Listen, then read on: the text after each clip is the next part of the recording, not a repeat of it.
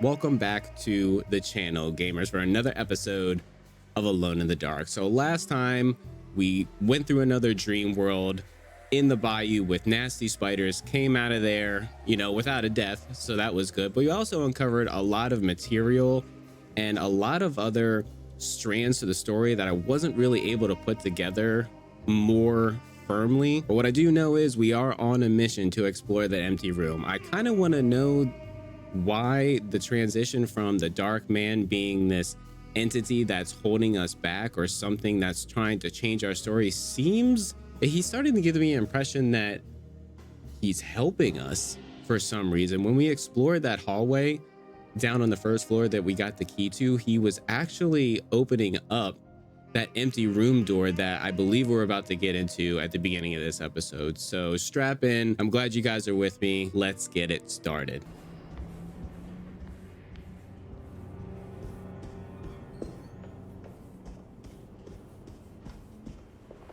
Yep, here it is.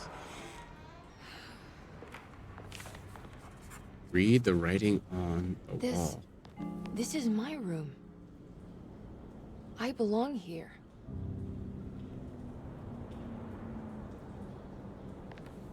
What?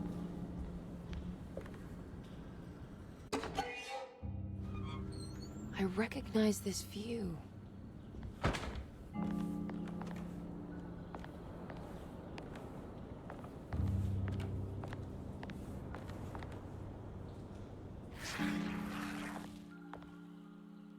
I'll wait here alone. Listen to me. Death do us apart. That's the writing on the ring, since that's the first longing we ever read in this game. Oh, dude. Oh, I bet the combination is the end of the year. I think it's 1918 or 1913. 1918, so it's 918. Dude, could this game be about her losing her mind maybe after her husband died in a war? That still wouldn't explain every freaking thing we've done up to so far. And for them to be like, if they wrap that up in our own psychosis, like I need something to bring it home. If that's what you're selling on this game, I'm gonna need like a huge aha moment and like a continuous flashback of how it relates to everything we've done thus far. A flashbulb to Emily. Now that flashbulb probably does go to Ruth's camera. Darling, I finally found that photograph from my time in France during the war. I don't expect this to be your fiancé, but it did make me think of him. What an incredible man he must have been. You were lucky in a way. He could have been a nobody and died falling into the Mississippi. Instead, he volunteered to travel across the world to fight for people in despair, dying with honor like Achilles at Troy. I am jealous of you. Or maybe him. It's all incredibly romantic. That's what I wanted to say. Please feel free to use my camera if you want to. It might cheer you up. It might bring him closer to you. Even if just in memory. Ruth. Dude, it is seeming likely. But I am curious because there's a note we picked up and Jeremy saying that, I don't know, for like with the power of his thoughts, he needed to reoccupy the empty room from someone on the outside, which could be Emily.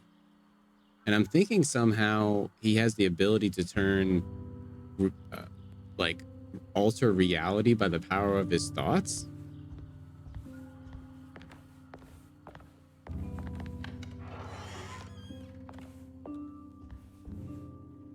Oh boy.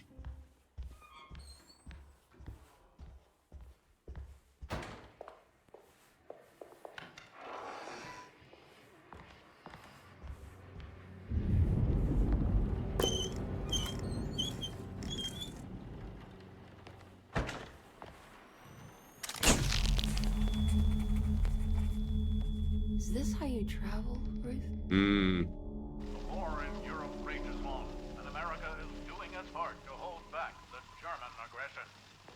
Ships from Boston and New Orleans arrived yesterday to bolster our gallant forces in France. These men will play a crucial role in helping our allies defend the innocent and defeat the German war machine. In trenches, they will defend themselves against the charging horde with razor-sharp ingenuity, all while planning how to advance the front with the use of artillery, machine guns, and pure American spirit. But there are more things than bullets and explosives that can cheat a man out of his God-given right to live. On the home front, a deadly influenza has claimed many lives. In New Orleans, almost 1,000 souls have perished in... Ooh, 1,000 souls.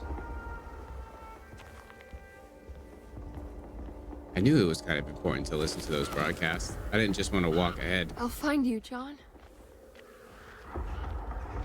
And at the beginning of this series, it almost made it allude to the fact that they were divorced or something. Like she was bitter about it. Or maybe at this point, she didn't want to talk about it because it had something to do with her own illness.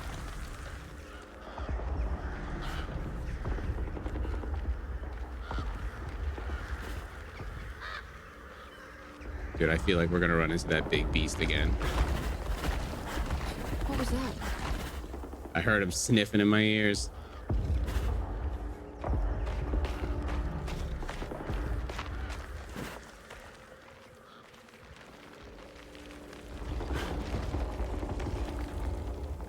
It's a dead soldier. Machine gun. Oh, 2 bullets.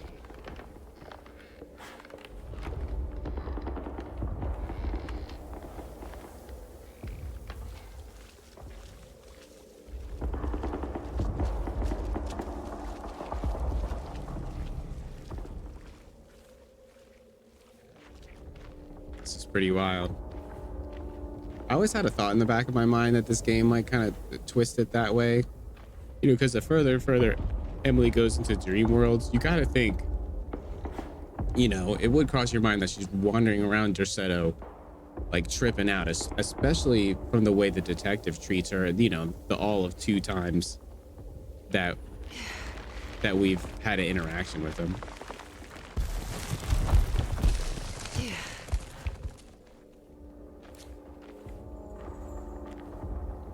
Hmm.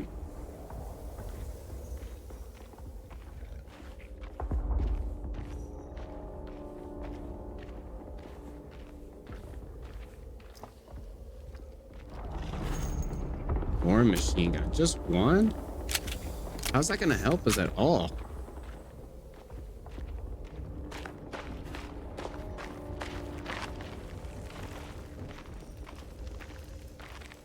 It's pretty sick imagery though. Like cool and sick, like disturbing.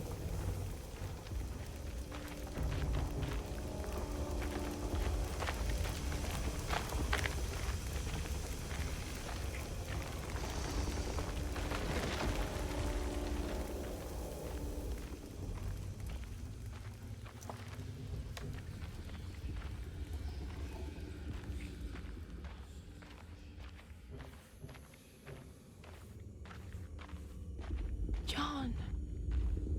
Is that John?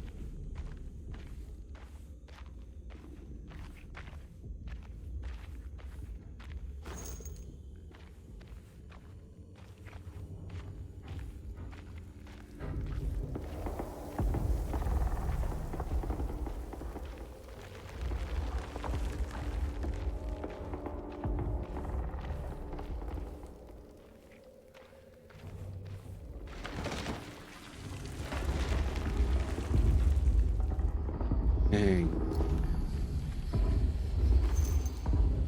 The reimagining of the trench scenes are pretty amazing. Really paints a vivid picture of what it'd be like. And the war going on in the background. Just all these random dead bodies.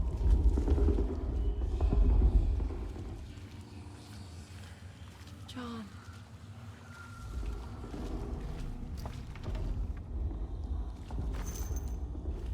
Keep giving us a lot of machine gun ammo. Really regretting that we used it against the spiders.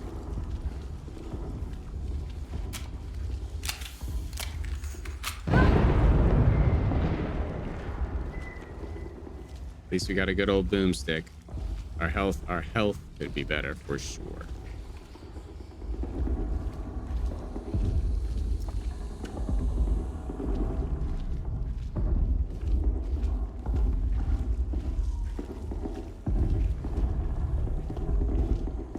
John.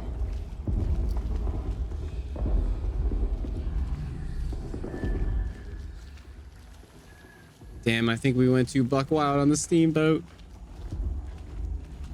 I'm anxious we won't be able to combat whatever we're about to run into.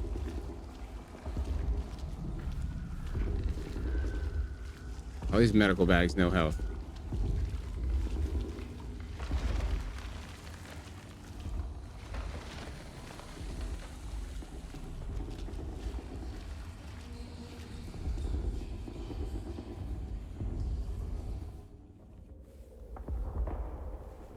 Quiet there for a second.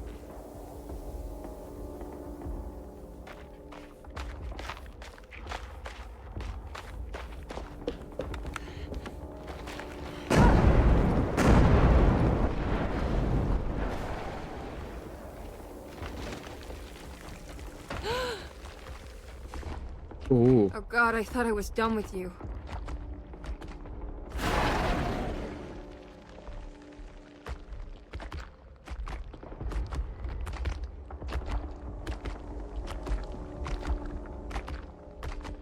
Oh, there he is. Oh, he's a lot smaller than the last time we encountered him.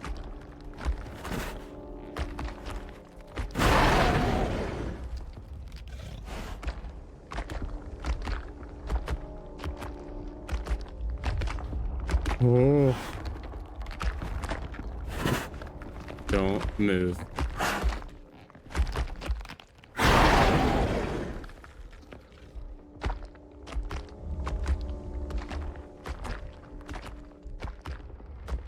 Dude, maybe that's a symbolism for like our psychosis or something? Oh no, oh no, no, no, no, no, no. Is there more than one?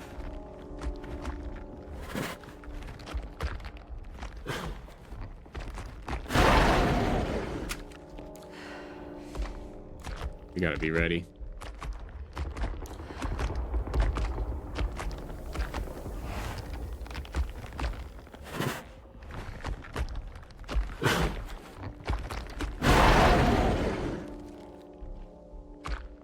Guess if we stay out of these little side compartments. Where's the next one? That's kind of far. Wait.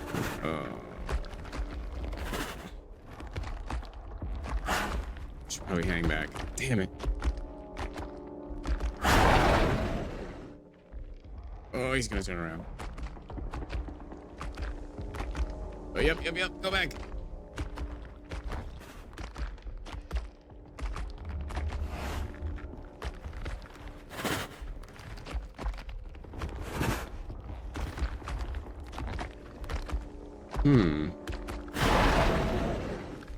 Really trying to think with all this symbolizes, right? Because it's nothing but abstract.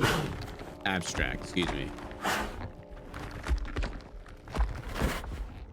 I mean, you know how Jeremy has a worm that's eating his memories? Maybe like this is her monster that symbolizes like her own psychosis. I hear another one.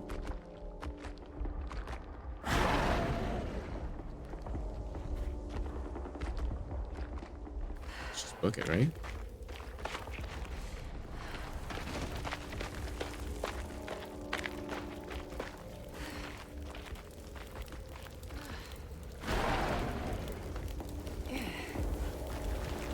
Oh, I get it.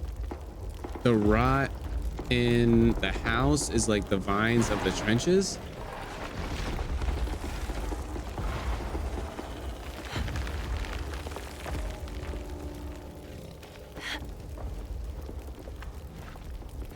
Let's keep sneaking. I don't want to sprint into our death on accident.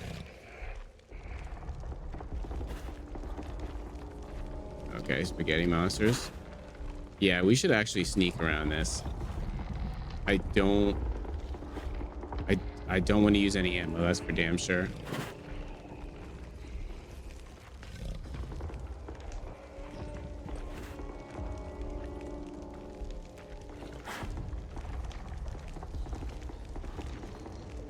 This just leads us to a dead end.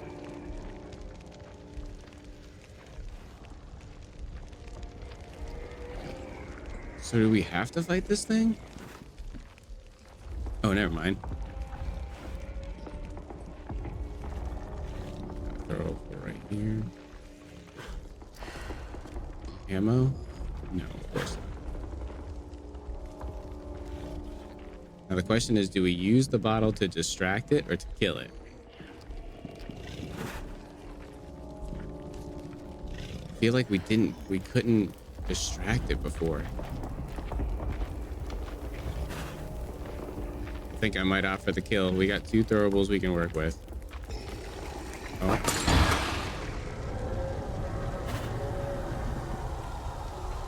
Let's go.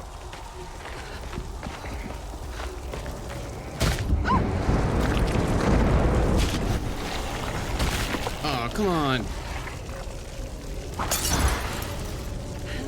Well, end of the line.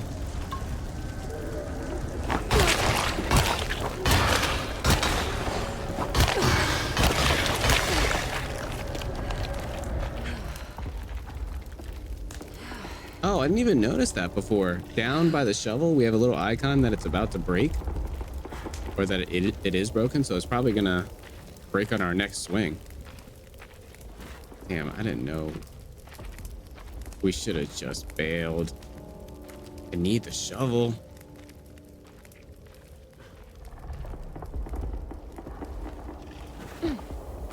More sneaking.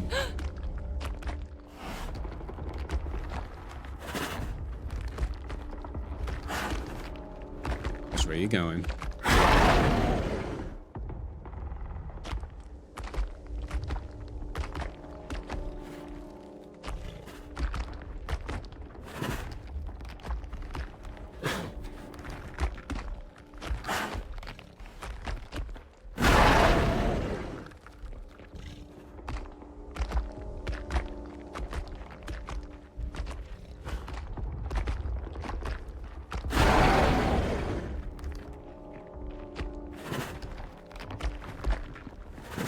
I feel like we might have missed an item. Oh no, we could have just broken and came through here directly. And it's not like any items that are offered in this game are worth a damn.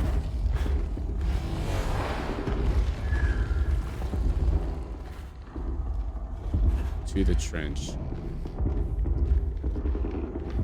There's nothing here. You could say that again.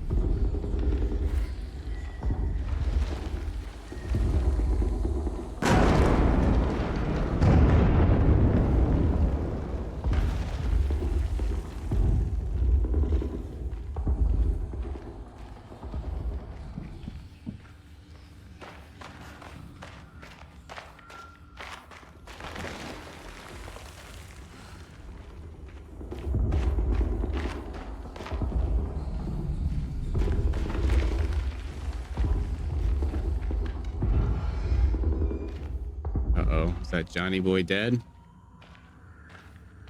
Is this where we're gonna have a crazy flashback of the life we once lived?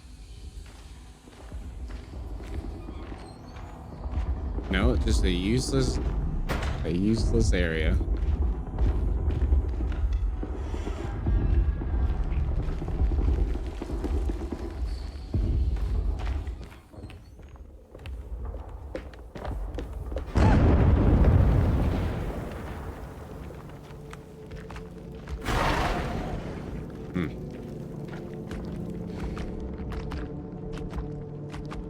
We should walk faster.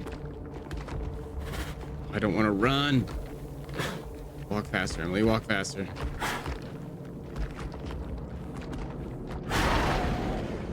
Ooh, shovel.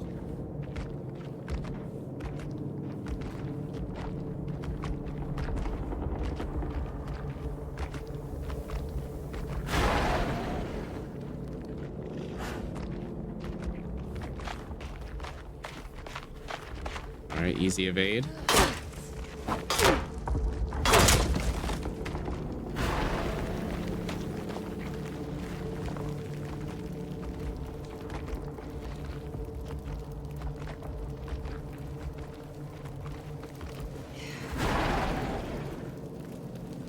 What is this all leading to? I mean, we definitely can sum up that Emily's kind of nuts, because this is clearly about her trauma.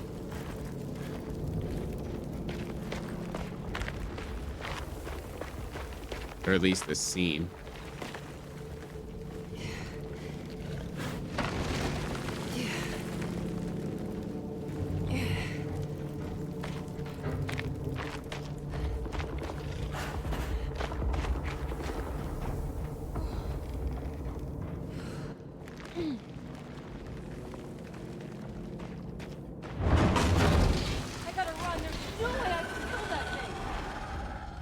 Running.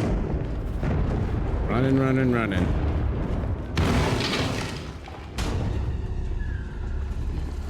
We don't have a key. We don't have a key. What just happened?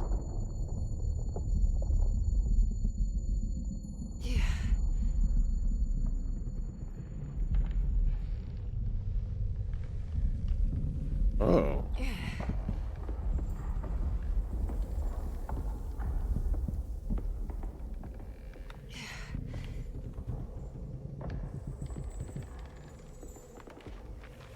Is this like frozen? What's happening?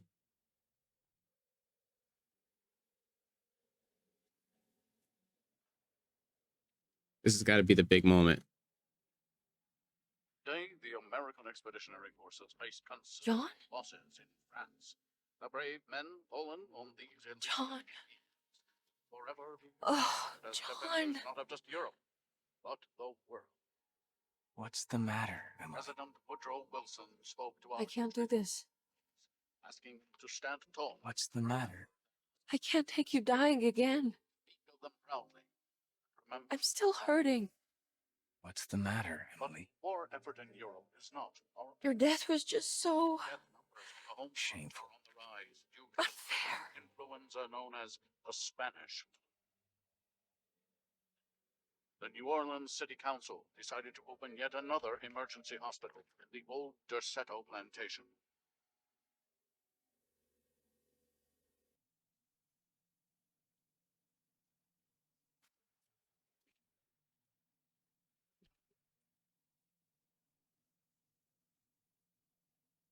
Where is this? Where am I? Okay, so from that background, we know that there's a lot of dead people from Spanish flu in New Orleans, which might symbolize all the children, like that, like 1,000 children dying. That might be symbolism for the Spanish flu. And there's an emergency hospital in Derceto. I don't know. I don't know.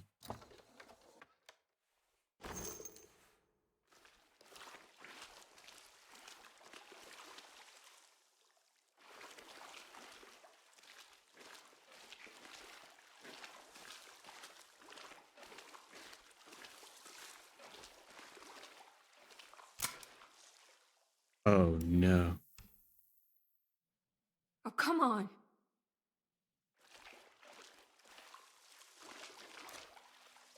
Oh no.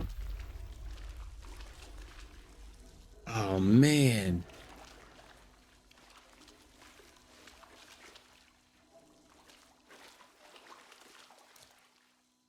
What?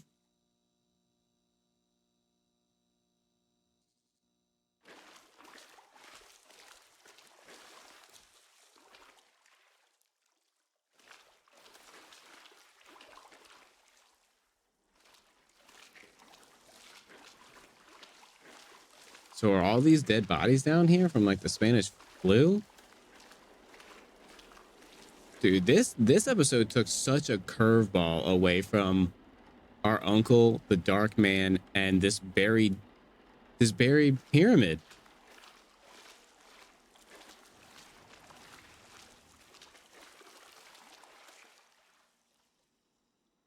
We're gonna electrocute ourselves. That's better.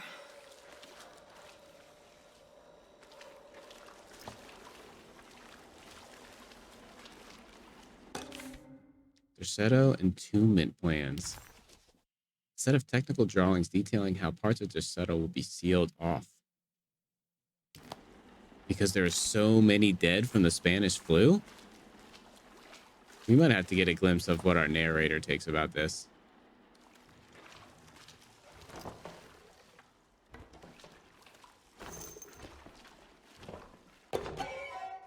Box of biscuits. Closing the refuge. Closing the refuge. June 17, 1919. It is with a heavy heart that I must declare the DeSoto Refuge to be harmful beyond saving. As an emergency hospital, we have over the last 2 years treated hundreds of patients suffering the so-called Spanish flu. Unfortunately, our mortality numbers are unforgivable. While the influenza in itself was often successfully treated, many died of fungal infections and sudden acts of violent madness.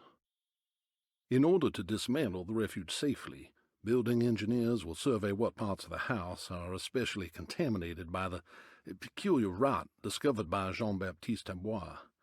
The rot is believed to be the main perpetrator in spreading the deadly fungal infection, but also the cause of the incurable madness. The most afflicted rooms will then be sealed permanently to create a cordon sanitaire. As the dead seem to exacerbate the spreading of the fungal infection, all bodies that can't be cremated by tomorrow will be forever entombed inside Derceto's sealed section.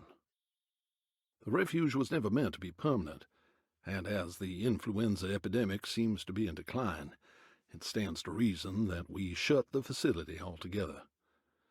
Many brave volunteers have helped for very little pay to treat those in need for almost 2 years, and we are forever in their debt. All surviving patients will be transferred to other medical facilities around New Orleans as soon as possible. At the end of the summer, we should be able to leave DeSoto to recover. Dr. Isaac Herbert. So, do we think Emily was once a volunteer to treat this epidemic and she came back for some reason? She was one of the patients that got to leave to recover, but ended up coming back?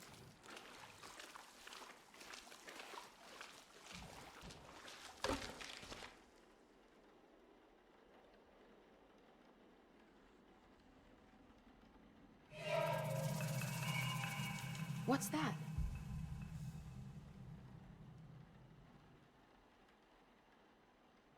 It's our husband.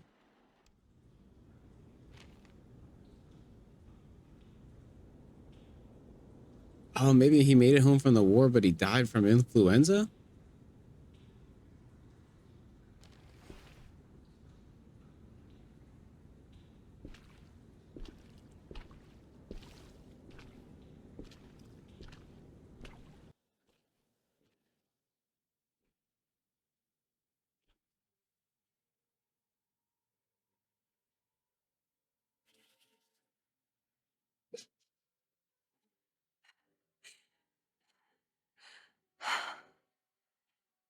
$2.17.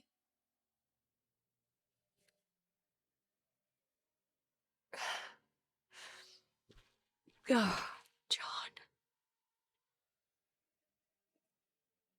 I didn't know this is where you would end up.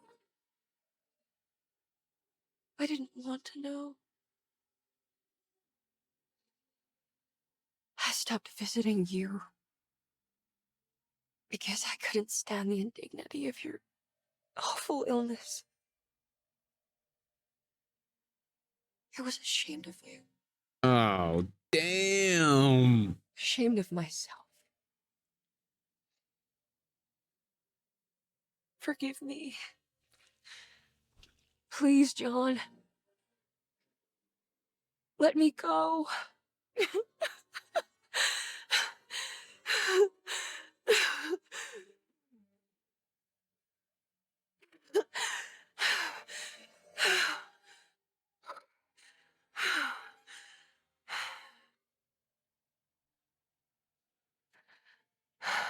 Are we done here?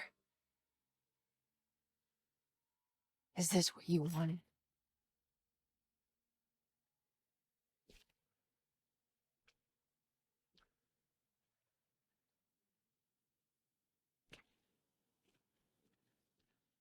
Wow.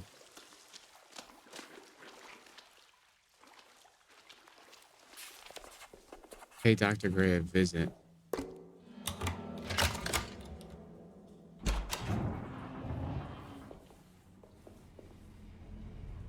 Oh, snap. John Marcus died at Derceto of the Spanish flu. Emily stopped visiting him because she didn't want to see him waste away. She adopted a lie because it felt better. Emily hated the pathetic man that passed away in Derceto, but she was very proud of the man she made up. A man who died a martyr in the trenches of France. This must have been the true trauma that the dog man specified in the contract. But why was it Emily's and not Jeremy's? All right, gamers, I think that's going to wrap it up for today's episode. I mean, not really, but really, you know what I mean? We kind of continued on our journey and we definitely went down the drain of madness. I mean, we spent the majority of our game investigating what was going on with Jeremy. And now we're bridging over to what seems to be Emily's trauma from the death of her husband. But I do still feel like there's more to the story that we're not yet uncovering. I think we're getting a lot more of the backstory of why there's been all these elusive mentions to the disappearances around Derceto from the influenza virus. And sadly, we found out that Emily created this fiction in her head about her husband dying in France in the war, but really he died from influenza. But I do think he was a patient of Derceto at the time. Possibly, maybe he really did go to the war and he came back with PTSD, so he ended up in Derceto. And what's really, really sad is this whole game, it really hones in on that the patients at Derceto are more or less social outcasts or embarrassments to their specific families that end up putting them in Derceto. And Emily really casts like a jaundiced look on those type of people, where at the end of the day, she ended up being one of those people in her relationship with her husband. He got sick. She didn't like what he was becoming or how the disease was taking hold of him. And she pretty much abandoned him to die in his worst point in his life, alone in Derceto. To say that this episode really threw me for a loop, I mean, that's an understatement. I mean, we took a direct cyclone out of what we've been through so far as Jeremy. I mean, Jeremy's been under a magnification lens as far as what we're like, all the clues we're trying to rip out of the story to see what's going on. Thanks for stopping by. Anybody who's old to the channel, anybody who's new to the channel, you are always welcomed. I'm just another gamer. Save a gamer, save a life. I'll catch you on that next episode.